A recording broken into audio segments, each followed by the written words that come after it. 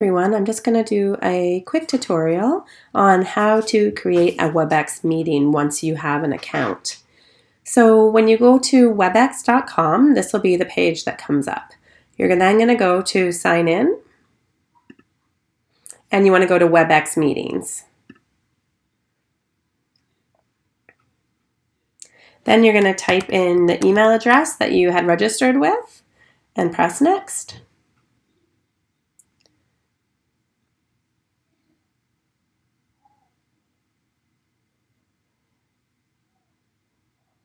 And then you're going to type in your password. Must have already been signed in. So this screen that's about to load here will be your main page that you'll see. So as you can see, it's my personal room here of everything that you need. So you can see the meetings that I've scheduled so far. So I've had certain meetings with students, so the ones that are reoccurring for every week until the last week, which remember now is exam week is our last week, so we're all going to go 1 week later. So all of those are reoccurring, I can see. And then here's the one time that we have on Friday, the Q&A with families that people are invited to be at. Okay, so that's what you see once you've scheduled meetings. The other thing I would suggest I'm going to show later is you can press download here on the Cisco Webex Meetings app. So then you have the software on your actual desktop. So when I log in now and that software is open, it tells me on Tuesday, I had this yesterday, and then my next ones, and I can press start from here rather than going to the web page. But that is optional. So I can schedule everything on my desktop instead of going to webex.com. But again, you don't necessarily have to do that. So what you want to do is if you're, say to somebody, another LF, I want to do a meeting right now. Let's start a meeting. You can click on this. However, I doubt that's going to happen. What we're going to go through here is the scheduling app so that you could schedule your tutor sessions with your students. Now remember, only one LF needs to do this if you're doing group tutoring with 2 LFs. So the meeting topic might be tutoring for BSCI 1, 2, 3, 4, let's say. So there's a password there. We can leave that as is. This is just if you want to reload it for a new password, but not necessary. I haven't figured out how to have it not with a password. So now you need to set the date and time. So say it's Monday mornings from 9 a.m. and it's 1 hour, okay? So we press done. Now Eastern time zone is should be automatically there. If you need to change it, you can. But we just leave it because it's US. So if it's happening every week, you would put a reoccurrence. So it'd be weekly, every 1 week, which would be most of your cases, Monday, and then we want to end it. So we want to end it. Originally, the week of the 12th was our last week of classes. Now this week will be our last week of classes, which will be the 20th, okay? Now, you could send them emails. However, I'm going to advise against this because as Sue sent out the scheduling plan for how to give students their schedule for each week, we're going to want to just give them a link versus if you put the attendees in, it's automatically going to send them an invite for their calendar. And I think it's just going to be too confusing for students to have all of that information. If you go to advanced options, none of these really apply, but you can look through them. However, I went through all of them and none of them are really going to change anything for you and how we're using it. So we're going to press schedule now once you've done that. And the next page will come up. Okay, so you can see that every Monday it's going to happen until April 20th.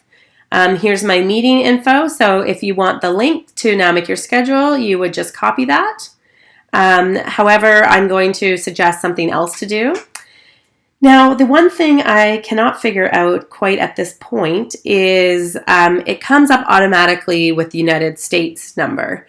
However, so this is if they want to call in via phone, which I think is always important to put on there, just in case they're having issues that they could call you and they don't have to give them your cell number. So if you put Canada, it's there now, but you have to copy and paste it separately. I'm not sure why. So as you can see, what I would do is I would just make sure I put Canada or find the Canadian one. And then this is copy. If you want to edit your invite, if you made a mistake, if you want to delete this, or if you want to add it to your calendar. However, I'll show you how, since it's connected to your FanShot account, it should automatically be added to your Outlook calendar. So what I'm going to do is I'm going to copy this here. So as you can see, if I open up a Word document, I'll paste it there, and here's everything I need to know. So you should just be able to put this link and copy it for your schedule. However, it might be important to just put the meeting number and password. I would recommend that just in case something goes wrong or they get asked it. And just in this time of everyone using online, I would probably copy all three of those things. Now, as well as if they want to join by phone, I would include that. However, like I said, the Canadian number for some reason doesn't come up, but it's here. So what I've been doing when I do it with students is I just copy this. And instead of the US one, I put this one there. Okay, same access. So what I would do is this stuff doesn't necessarily matter. So if you take the scheduling template that Sue gave you, for example, and we say one Monday, I'm just making these dates up from memory. Okay, then you would put, I don't know, I think that this is, maybe put the link in with the underline there would be good. And then maybe, I don't know, decrease this font just so it's there. And then join by phone is an option.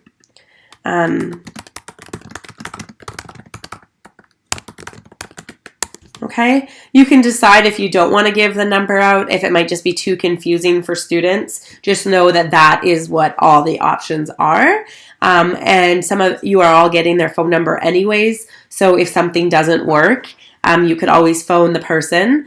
If they email you, say it's not working, or email them and say, okay, here's the number to call, and just call on your phone today if your internet's not working or something like that isn't working. Okay, so you'll see that automatically by setting it up in Webex, I get the meeting invite as well as a link in my Outlook. So I can just press accept and it'll go into my calendar and I can start the meeting here.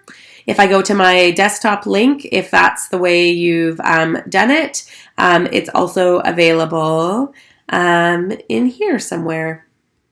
Maybe not quite yet. Maybe I have to accept it first. And then or it might take a second to reload. But so far, everything has been uploading in here, but maybe not at this moment.